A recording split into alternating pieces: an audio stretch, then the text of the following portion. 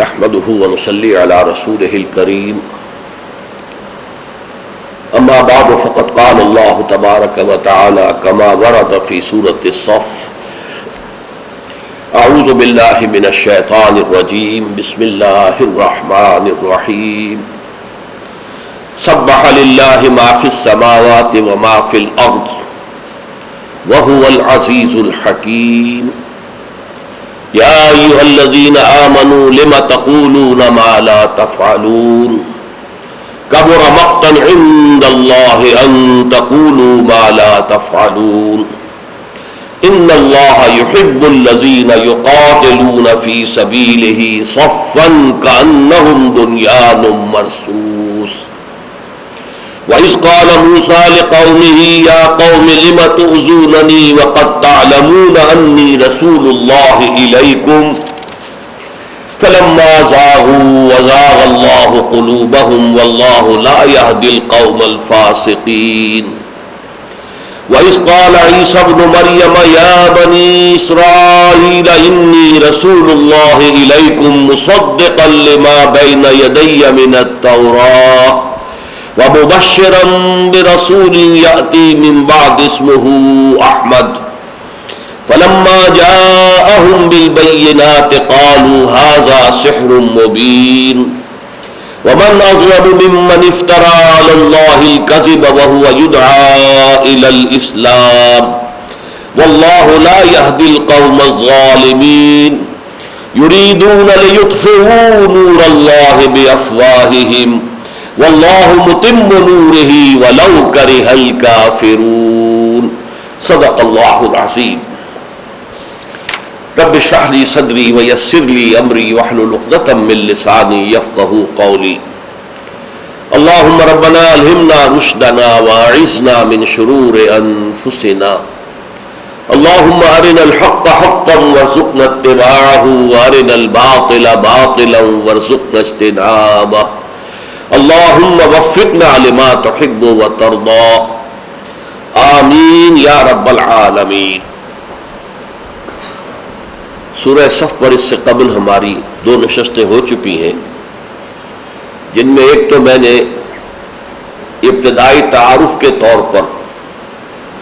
قرآن حکیم میں جو 10 سورتوں کا ایک گلدستہ ہے، مدنی صورتیں، ان کا اجمالی تعارف کرایا تھا اور ان کے بعض مشترک اوصاف کا حوالہ دیا تھا۔ ان میں سے 2 چیزیں یاد کر لیجئے۔ ایک یہ کہ ان میں ملامت کا انداز ہے، مسلمانوں کو ملامت کی جا رہی ہے، بلکہ زیادہ سخت نہ سمجھیں تو زجر اور ڈانٹ ڈپٹ کی جا رہی ہے۔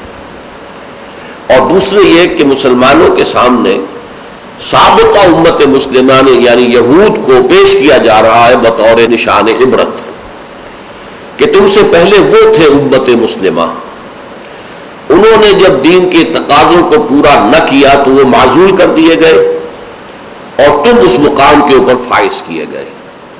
اب دیکھنا کہیں ایسا نہ ہو، اس آئینے میں اپنی تصویر دیکھ لو، کہیں ایسا نہ ہو کہ تم بھی انہی راستوں پر چلو۔ تو پہلا حصہ جو ہے اس سورہ مبارکہ کا جو 4 آیات پر مشتمل ہے، جو ہم پڑھ چکے ہیں، اس میں وہ تمہید ہے، آسمانوں اور زمین میں جو کچھ ہے اللہ کی تسبیح کر رہا ہے، اور وہ زبردست ہے، کمال حکمت والا۔ یعنی اگر تم بھی صرف تسبیح اور تحمید ہی تک رہو، اللہ اللہ سبحان اللہ الحمدللہ ہی کا اگر وظیفہ کرو، تو یہ جمادات اور نباتات بھی کر رہے ہیں، پھر تمہارا مقام کیا ہوا؟ نمبر 2 یہ کہ سب سے بڑھ کر تو یہ فرشتے کر رہے ہیں۔ تمہاری جو تخلیق ہوئی اور تمہیں جو خلافت عرضی عطا کی گئی، اس کا تو تقاضا کچھ اور ہے، ان تقاضوں کو سمجھو۔ یہ تسبیح اور یہ تحمید یہ بھی ہے، تمہیں کرنی ہے، تمہیں کرنی چاہیے، لیکن اس سے آگے بڑھ کر کوئی تقاضا ہے۔ اب اس میں ڈانٹ ڈپٹ کا انداز آ گیا، بہت ہی واضح۔ یا ایھا الذین آمنوا لم تقولون ما لا تفعلون، اہل ایمان کیوں کہتے ہو جو کرتے نہیں؟ جب تم دعویٰ کرتے ہو اللہ پر ایمان کا تو اس کے تقاضے پورے کرو۔ اللہ پر ایمان کا ایک تقاضا یہ ہے کہ اس کی تسبیح کی جائے، تحمید کی جائے، سبحان اللہ و بحمدہ، سبحان اللہ العظیم، اس کا ذکر کیا جائے، یہ بھی ہے، لیکن اللہ کا تقاضا تم سے تو اصلاً یہ ہے کہ تم اللہ کے دین کو غالب کرنے کے لیے، اللہ کے کلمے کو سربلند کرنے کے لیے سر دھڑ کی بازی لگا دو۔ اس اعتبار سے علامہ اقبال کے دو اشعار جو ہے وہ بہت اہم ہیں، جو ان پہلی 4 آیتوں کے جو اصل مفہوم ہے اس کو واضح کرتے ہیں۔ فرماتے مقام بندگی دیگر، مقام عاشقی دیگر، ز نوری سجدہ می خواہی، ز خاکی بے شجا خواہی، چنا خدرا نگہداری کہ بائی بے نیازی ہا، شہادت بر وجود خود ز خون دوستاں خواہی۔ کہ ایک ہے مقام بندگی، عبادت، اطاعت،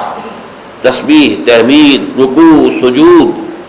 یہ کچھ اور مقام ہے، اور مقام عاشقی یہ کچھ اور ہے۔ اہل ایمان سے تو اللہ کا عشق مطلوب ہے۔ سورہ بقرہ میں جو فرمایا والذین آمنوا اشد حبا للہ، عربی میں لفظ عشق زیادہ استعمال نہیں ہوتا، یہ فارسی میں آ کر یہ لفظ جو ہے زیادہ کثرت سے استعمال ہوا ہے عربی کا لفظ، لیکن یہ کہ عشق کے لفظ کے اندر ایک طرح کا منفی پہلو ہے۔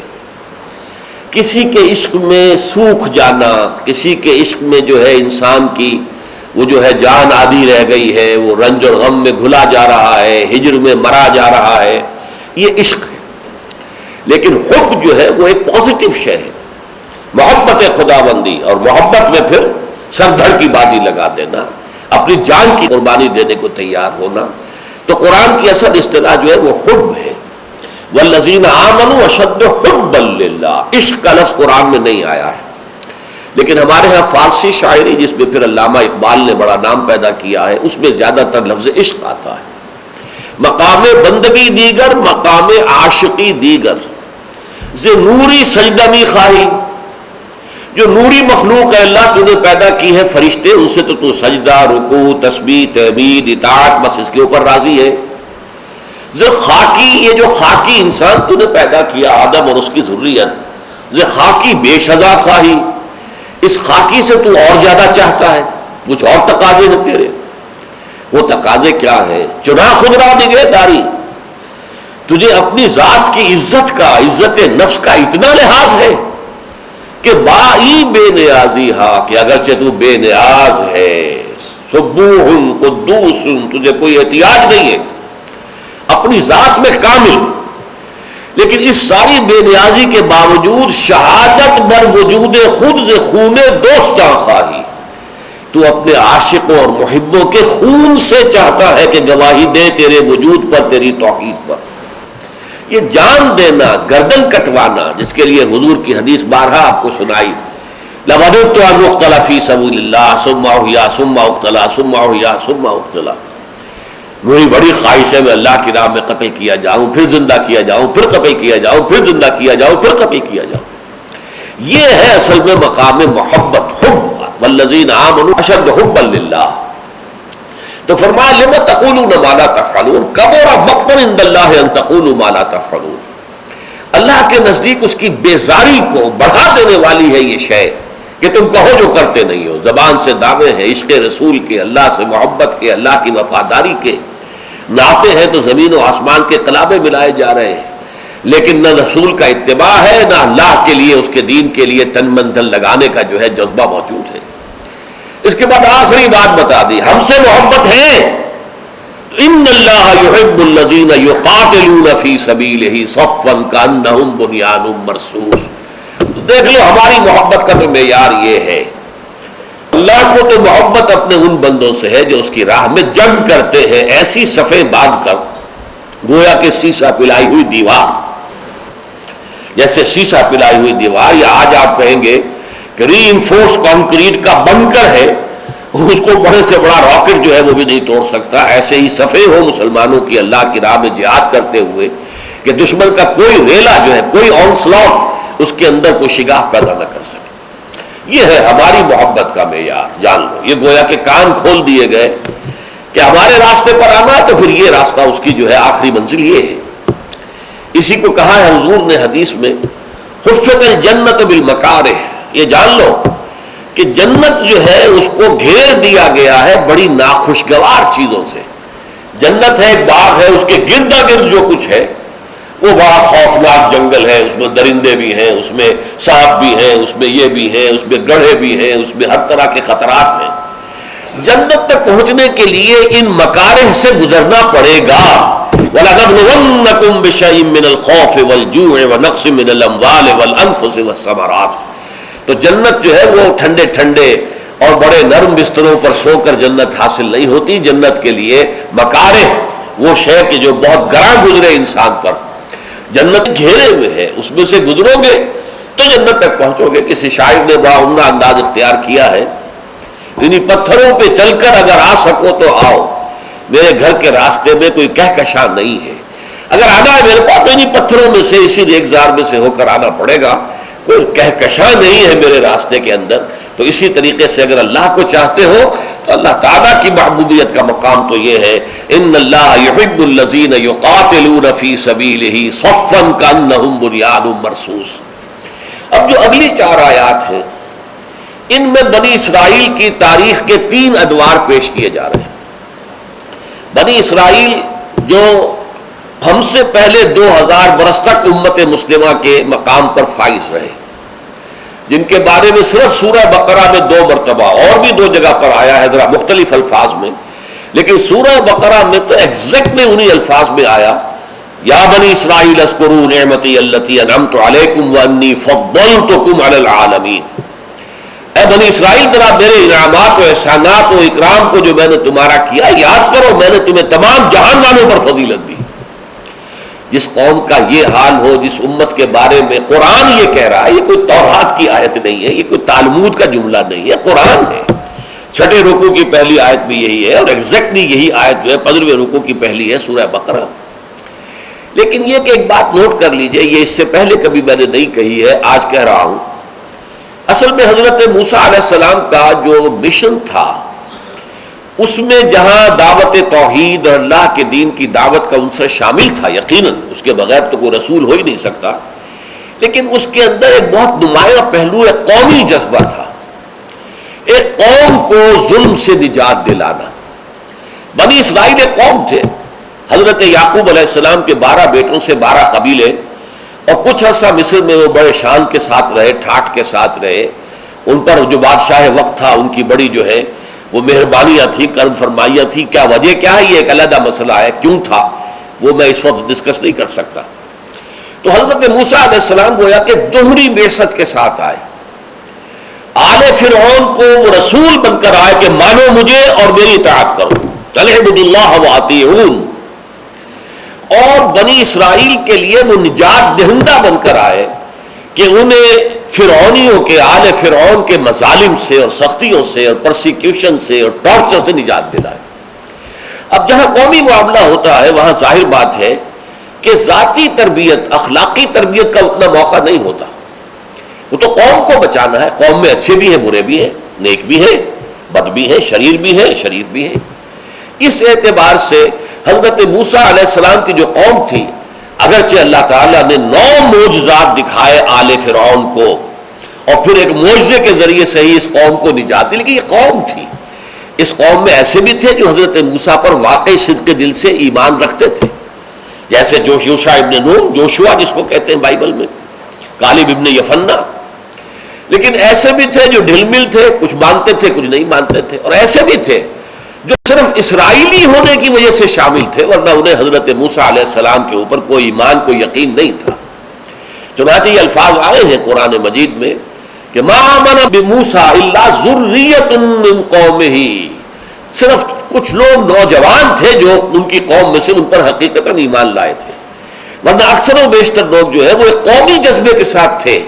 کہ ہمیں قوم سے، جو ظالم قوم ہے، نجات دلانے کے لیے یہ آیا تو ہم بھی ساتھ ہیں۔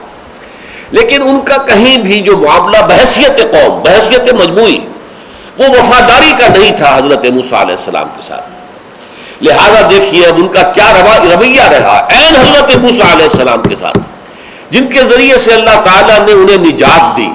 جن کے ذریعے سے آل فرعون کی سے انہیں آزاد کرایا، انہیں لے کر مصر سے نکل آئے ہیں سینائی پیننسولا میں۔ لیکن جب وہ دین کا وہ تقاضا آیا کہ اب جان ہتھیلی پر رکھ کر نکلو میدان میں، قتال کرو، اب جنگ کرو، جیسے کہ ہجرت کے بعد مدینے میں وہ مرحلہ آ گیا محمد الرسول اللہ صلی اللہ علیہ وسلم کے ساتھیوں کے ساتھ، ایسے ہی حضرت موسیٰ ہجرت کر کے اپنی قوم کو لے کر سینائی پینسولا میں آ گئے، اور وہاں سے آگے اب جانا تھا ارض مقدس، وہی جو حضرت ابراہیم علیہ السلام کا مسکن تھا، حضرت اسحاق کا مسکن تھا، انبیاء کرام کا مسکن تھا، لہذا جس کو ارض مقدس کہا گیا ہے۔ آج جو آپ کو معلوم ہے دنیا کے اندر جو عالمی ٹکراؤ ہونے والا ہے وہ اسی ارض مقدس کے لیے ہونے والا ہے۔ یہودی چاہتے ہیں کہ اس پورے ارض مقدس پر ان کا غلبہ ہو، عیسائی چاہتے ہیں کہ ان کا غلبہ ہو، اور مسلمان جو کہ یوں سمجھیے 1400 برس سے اس ارض مقدس کے اوپر ان کا قبضہ ہے، ان کی حکومت ہے، ان کا تسلط ہے، اب ان کو جو ہے گویا کہ مجبور کیا جا رہا ہے کہ وہ اس سے دستبردار ہو جائیں۔ یہ جو ایک تصادم آنے والا ہے بہت عظیم تصادم کی شکل اختیار کرنے والا ہے، میرا اس وقت یہ موضوع نہیں ہے۔ تو اس وقت جو کچھ میں کہنا چاہ رہا ہوں کہ جب وہ مرحلہ آیا بنی اسرائیل کے تاریخ میں کہ اب جان ہتھیلی پر رکھو میدان جنگ میں آؤ، تو کوڑا جواب دے دیا، فَاصْبِرْ أَنْتَ وَرَبُّكَ فَقَاتِلَا إِنَّا هَاهُنَا قَاعِدُونَ، جاؤ موسیٰ تم اور تمہارا رب جاؤ اور جنگ کرو، ہم تو یہیں بیٹھے ہیں۔ اے موسیٰ تم کہہ رہے ہو کہ فلسطین میں داخل ہو جائیں، وہاں تو بڑی طاقتور قوم ہے، فیہا قوم جبارون، ہم ان سے مقابلے کی سکت نہیں رکھتے، تم جاؤ اپنی لاٹھی لے جاؤ۔ لٹھیا یہ جو ہے اس نے بڑے بڑے مار کے سر کیے ہیں، اس لٹھیا نے، اس عصا نے سمندر پھاڑ دیا اس نے، اور چٹان میں سے 12 چشمے نکال دیے اس نے، تو اس کو لے جاؤ اس کو اپنے ساتھ اور جا کر جنگ کرو اور نکال دو ان کو وہاں سے، جب وہ وہاں سے نکل جائیں گے تو ہم داخل ہوں گے۔ اس پر جو حضرت موسیٰ علیہ السلام پر یہ سورہ مائدہ کے اندر بیان ہوئی ہے پوری تفصیل، جو رنج اور غم کا جو حملہ ہوا ہے اس کا اندازہ اس سے کیجئے کہ جس قوم سے اتنی محبت تھی کہ ایک قبطی اور ایک اسرائیلی کا جھگڑا ہو رہا تھا، اور حضرت موسیٰ علیہ السلام نے اس قبطی کے ایک مکہ رشید کیا، اس کی جان نکال دی، اتنی محبت اس قوم کے ساتھ، اور پوری زندگی کھپا دی، اور فرعون کے ساتھ مسلسل کشاکش اور مسلسل جو ہے مقابلہ رہا،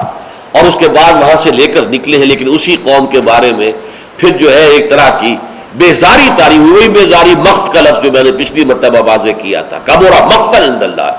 ایک غصہ ہوتا ہے، غصے سے آگے جا کر بیزاری ہو جاتی، ایک غصے میں تو آدمی جو ہے کسی کے اوپر جو ہے غصہ اتارتا ہے، بات کرتا ہے، برا بھلا کہتا ہے، بیزاری میں اس کو دیکھنا بھی نہیں چاہتا، اس سے کلام بھی نہیں کرنا چاہتا۔ وہ بیزاری حضرت موسیٰ پر طاری ہوئی، چنانچہ انہوں نے اللہ تعالیٰ سے دعا کی، پروردگار میری یہ قوم جو ہے انکار کر رہی ہے جہاد اور قتال سے، فَافْرُقْ بَيْنَنَا وَبَيْنَ الْقَوْمِ الْفَاسِقِينَ، تو اب ہمارے اور فاسق لوگوں کے مابین ہمارے کون ہیں؟ ایک حضرت موسیٰ، ایک حضرت ہارون، اور 2 عورتیں بنی اسرائیل میں سے، 6 لاکھ میں سے صرف 2 نکلے تھے، یوشع ابن نون اور کالف ابن یمنہ، کہ جو جنگ کے لیے تیار تھے، باقی 6 لاکھ کے 6 لاکھ جو ہے کوڑا جواب دے کر بیٹھ گئے، اِنَّا هَاهُنَا قَاعِدُونَ۔ تو فَافْرُقْ بَيْنَنَا وَبَيْنَ الْقَوْمِ الْفَاسِقِينَ، تو اللہ اب تفرقہ کر دے، علیحدگی کر دے، میں اب ان ناہنجاروں کے ساتھ رہنا نہیں چاہتا۔ اس کا تذکرہ یہاں ہو رہا ہے۔ وَإِذْ قَالَ مُوسَىٰ لِقَوْمِهِ، یاد کرو جب کہ کہا تھا موسیٰ نے اپنی قوم سے، یا قوم، اے میری قوم کے لوگوں، لِمَ تُؤْذُونَنِی، کیوں مجھے اذیت پہنچا رہے ہو، کیوں مجھے کوفت پہنچا رہے ہو، کیوں مجھے تکلیف دے رہے ہو؟ وَقَدْ تَعْلَمُونَ أَنِّي رَسُولُ اللَّهِ إِلَيْكُمْ، حالانکہ تم جان چکے ہو، جانتے ہو اچھی طرح کہ میں اللہ کا رسول ہوں تمہاری طرف۔ فَلَمَّا زَاغُوا، تو جب وہ ٹیڑھے ہو گئے، أَزَاغَ اللَّهُ قُلُوبَهُمْ، اللہ نے ان کے دلوں کو بھی ٹیڑھا کر دیا، وَاللَّهُ لَا يَهْدِي الْقَوْمَ الْفَاسِقِينَ، اور اللہ ایسے فاسقوں کو، ناہنجاروں کو، ایسے اللہ تعالیٰ کے نافرمانوں کو اللہ زبردستی ہدایت نہیں دیتا۔ یہاں ذرا ایک نقطہ تفسیر کے اعتبار سے ہے، حضرت موسیٰ علیہ السلام کو ذاتی بھی ایذا پہنچائی گئی، جیسے حضور کو پہنچائی گئی۔ حضور کی اہلیہ حضرت عائشہ صدیقہ رضی اللہ تعالی عنہ پر تہمت لگائی گئی کہ نہیں، اور جس کرب میں حضور کا وہ وقت گزرا ہے جب تک کہ سورہ نور کی آیات نہیں آ گئی، جس سے کہ برات حضرت عائشہ کی ثابت ہو گئی، اس وقت تک جس شدید کرب کے اندر آپ مبتلا رہے اس کا آپ اندازہ کیجیے۔ اسی طرح اس قوم نے، ایک تو یہ ہے کہ انہوں نے اللہ کی راہ میں جہاد و قتال سے انکار کیا، لیکن حضرت موسیٰ علیہ السلام سے جھگڑتے رہتے تھے، بار بار آتے تھے، اے موسیٰ تم نے ہمیں بروا دیا، اس بیابان میں لا کر ہمیں مارا ہے، یہاں پر نہ کھانے کو کچھ ہے نہ پینے کو کچھ ہے، اچھا لاؤ پانی ہمیں پلاؤ، تم اللہ کے رسول ہو تو لاؤ پانی۔ اللہ کے حکم سے ایک چٹان کے اوپر ضرب لگائی گئی، 12 چشمے پھوٹ گئے۔ قد علم کل اناس مشربہم، 12 قبیلے تھے، 12 چشمے پھوٹ گئے۔ اس طریقے سے ہمارے پاس کھانے کو کچھ نہیں ہے، اس بیابان کے اندر نہ کوئی پیدا ہوتا ہے، نہ کوئی پھل ہے، نہ کوئی باغات ہے، کہاں لا کے ہمیں مارا تم نے؟ تو وہاں یہ کہ اللہ تعالیٰ کے فضل و کرم سے من و سلوہ نازل کر دیا گیا۔ یہ سب کچھ ہو رہا ہے، حضرت موسیٰ کو ایذا دی جا رہی ہے۔ ایک واقعہ بھی بیان ہوتا ہے کہ حضرت موسیٰ بہت شرمیلے تھے۔ عام طور پر جیسے آج بھی یورپ میں ہے، نہاتے ہوئے کوئی پردہ وردہ نہیں کرتے، عام طور آدمی بیرکس کے اندر بھی بس وہ کھلے ہوئے کھانچے بنے ہوتے، آگے کوئی پردہ نہیں ہوتا، ننگے نہا رہے ہوتے، بلکہ ایک دوسرے کے سامنے نہا رہے، کوئی پرواہ نہیں ہوتی۔ اسی طرح کا معاملہ سابق میں بھی رہا ہے۔ لیکن حضرت موسیٰ علیہ السلام بہت ہی حیا والے تھے اور کہیں ننگے نہیں ہوتے تھے پبلک کے اندر نہاتے ہوئے بھی۔ تو انہوں نے کہنا شروع کر دیا ضرور کوئی نہ کوئی نقص ہے، ان کے جسم کے اندر کوئی خرابی ہے، یہ جو ہر وقت لیے دیے رہتے ہیں، ہر وقت جو ہے کپڑے جو ہے لپیٹے رہتے ہیں، تو معلوم ہوتا ہے کہ کوئی جسم میں خرابی ہے، کوئی جسمانی جو ہے ان کے اندر نقص ہے، عیب ہے۔ اس کی ایک شکل اللہ تعالیٰ نے پیدا کی۔ اب وہ لمبی بات ہے کیسے پیدا کی، کہ جس سے وہ بات صرف یہ حضرت، چونکہ یہ بخاری کی روایت ہے کہ حضرت موسیٰ علیہ السلام ایک روز کسی نہر یا دریا کے کنارے پر کپڑے کسی چٹان کی اوٹ میں ہو کر نہا رہے تھے، کپڑے اتار کے انہوں نے اپنی چٹان پر رکھ دیے، آس پاس کوئی دیکھنے والا تھا نہیں، اس وقت وہ پورے اریاں ہو کر نہانے لگے۔ وہ چٹان ان کے کپڑے لے کر چل پڑی۔ اب یہ حضرت موسیٰ علیہ السلام، یا حجر صوبی، یا حجر صوبی، کیا کہا جا رہا ہے پتھر، میرے کپڑے تجھ پر ہیں، یہ کہتے ہوئے اس کے پیچھے دوڑے۔ تو لوگوں نے دیکھ لیا کہ یہ تو بالکل صحیح سالم انسان ہے، ان کے اندر کہیں کوئی نقص نہیں ہے، کوئی عیب نہیں ہے۔ تو یہ آیت ہے کہ جو سورہ احزاب میں آئی ہے، یا ایھا الذین آمنوا لا تکونوا کالذین آذوا موسیٰ فبرأہ اللہ مما قالوا وکان عند اللہ وجیہا۔ اے اہل ایمان، تم اور ان لوگوں کے مانند نہ بن جانا کہ جنہوں نے موسیٰ کو ایذا پہنچائی تھی، تو اللہ تعالیٰ نے ان کی برات کا معاملہ کر دیا اس چیز سے کہ جو وہ کہہ رہے تھے۔ انہوں نے کہا تھا شاید ان کے جسم میں کوئی نقص ہے، عیب ہے، تو اللہ نے ان کے سامنے ایسی شکل پیدا کر دی۔ وہ کانا عند اللہ وجیہا، وہ تو اللہ کے نزدیک نہایت تندرست صحیح سالم وجود کے ساتھ وہ موجود تھے۔ تو یہ ہے ایک اور ایذا جو ذاتی ہوتی ہے۔ لیکن یہاں جس ایذا کا ذکر ہے وہ ایذا ہے جس کا ذکر سورہ مائدہ کے حوالے سے میں کر چکا ہوں، کیونکہ پچھلی آیت کیا ہے، ان اللہ یحب الذین یقاتلون فی سبیلہ صفا کانہم بنیان مرصوص۔ یقیناً اللہ تعالیٰ جو ہے محبت کرتا ہے اپنے ان بندوں سے جو اس کی راہ میں جنگ کرتے ہیں صفے باندھ کر، گویا کہ سیسا پلائی ہوئی دیوار ہے۔ اس حوالے سے اب اس کا ربط جڑتا ہے کہ جب انہوں نے قتال فی سبیل اللہ، اللہ کی راہ میں جنگ کرنے سے انکار کیا، تو اس پر حضرت موسیٰ نے فرمایا یا قوم اذ قال موسیٰ لقومہ، یاد کرو جب کہ کہا تھا موسیٰ نے اپنی قوم سے، یا قوم، اے میری قوم کے لوگوں، لما تؤذوننی، یہاں لفظ قوم بھی دیکھ لیجئے، یا ایھا الذین آمنوا کے الفاظ نہیں ہے، یا قوم ہے۔ اس قوم کے اندر جیسا کہ آپ کو معلوم ہے ہر طرح کے لوگ تھے، صادق الایمان بھی تھے، وہ بھی تھے کہ جن کا ایمان کچا تھا، جس کا جیسا کہ حضور کے زمانے میں بھی قالت الاعراب آمنا قل لم تؤمنوا ولکن قولوا اسلمنا ولما يدخل الایمان فی قلوبکم۔ یہ بدو کہہ رہے ہیں ہم ایمان لے آئے، نبی ان سے کہہ دیجئے تم ایمان ہرگز نہیں لائے ہو، بلکہ یوں کہو کہ ہم مسلمان ہو گئے۔ تو ایسے لوگ بھی تھے کہ ایمان سے خالی تھے، ولما يدخل الایمان فی قلوبکم، ابھی ایمان تمہارے دلوں میں داخل ہی نہیں ہوا۔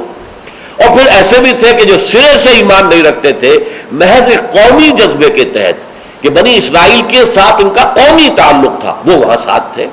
تو وہ قدم قدم پر جھگڑا کرتے تھے، اڑنگے لگاتے تھے، حضرت موسیٰ کو ستاتے تھے، جس میں سب سے بڑا ستانا جو ہے وہ یہ ہے کہ انہوں نے کوڑا جواب دے دیا، فاذهب انت وربک فقاتلا انا ھاہنا قاعدون۔ اس کے لیے فرمایا لما تؤذوننی، مجھے کیوں کوفت پہنچا رہے ہو، کیوں تکلیف دے رہے ہو۔ کتنا صدمہ ہوا ہوگا جس پر کہ انہوں نے کہا کہ فافرق بیننا وبین القوم الفاسقین، اللہ اب ہمارے اور ان فاسقوں کے درمیان تفریق کر دے، ہم ان کے ساتھ نہیں رہنا چاہتے، ان ناہنجاروں کے ساتھ میں نہیں رہنا چاہتا۔ اب دیکھیے اگلا جو جملہ آ رہا ہے، یہ اگرچہ اس جو سلسلہ کلام ہے اس کے اعتبار سے تو ضمنی کہلائے گا، لیکن یہ بہت بڑا فلسفہ قرآن کا ایک بہت بڑا مسئلہ ہے۔ فلما زاغوا ازاغ اللہ قلوبہم،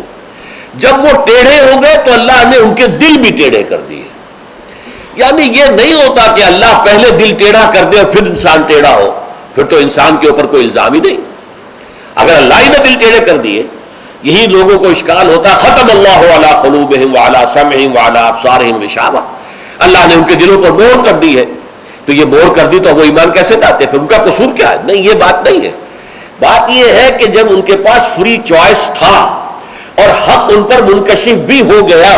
لیکن اپنے تعصب کی وجہ سے، اپنے تکبر کی وجہ سے، اپنے حسد کی وجہ سے انہوں نے انکار کیا، اس انکار پر اڑے رہے، بڑھتے چلے گئے، اختلاف ہی نہیں بلکہ مخالفت پر اتر آئے، ایذا رسانی پر اتر آئے، تو پھر ایک وقت آتا ہے کہ جس کو ہم کہتے ہیں انگریزی میں پوائنٹ آف نو ریٹرن، ایک ایسی انتہا کو انسان پہنچ جاتا ہے کہ اب واپسی کا کوئی امکان ہی نہیں۔ اس کو قرآن کہتا ہے ختم اللہ علی قلوبہم، اب ان کے دلوں پر مہر کر دی گئی۔ چنانچہ یہ آیت جو آئی ہے کب آئی ہے؟ سورہ بقرہ میں آئی ہے، ہجرت کے بعد، جبکہ 13 برس تک یا 12.5 برس تک مکے میں حضور دعوت دیتے رہے، حق مبرہن ہو گیا، واضح ہو گیا، پھر بھی ابو جہل اور ابو لہب اگر ایمان نہیں لائے تو یہ وہ لوگ تھے جن کے دلوں پر اب مہر کر دی گئی، اب یہ لوگ ایمان نہیں لائیں گے۔ تو اسی طریقے سے یہاں ہے کہ اصل میں فری چوائس انسان کے پاس ہے، اما شاکرا و اما کفورا، یہ چوائس ہم نے تمہیں دیا ہے، چاہو تو ہمارے شکر گزار بندے بنو اور چاہو تو ناشکرے ہو جاؤ، نافرمان بن جاؤ، یہ چوائس تمہارا ہے۔ لیکن اگر تم نے حق کے منکشف ہونے کے باوجود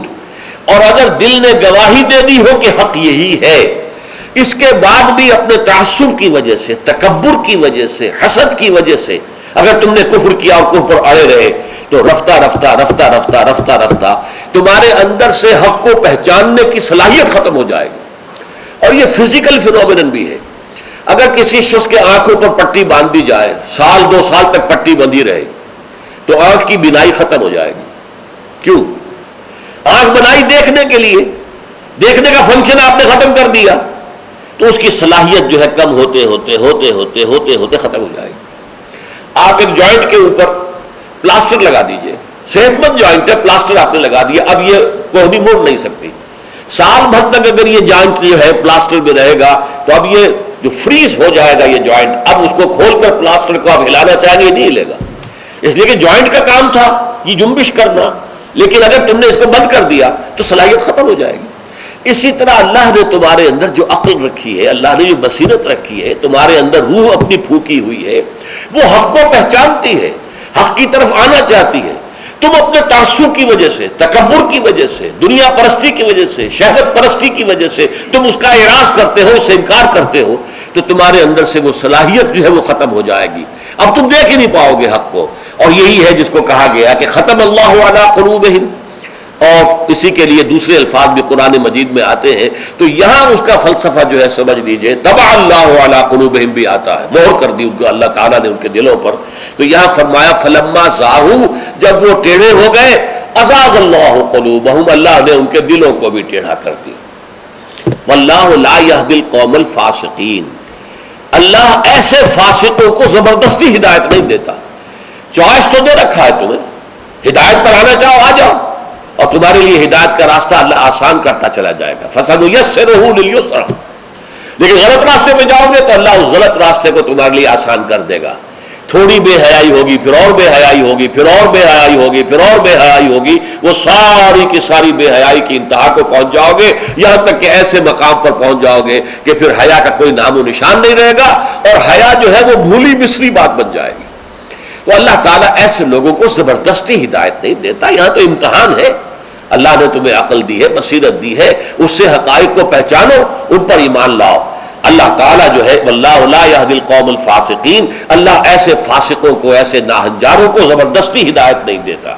بارک اللہ لی ولکم فی القرآن العظیم ونفعنی وإیاکم بالآیات والذکر الحکیم۔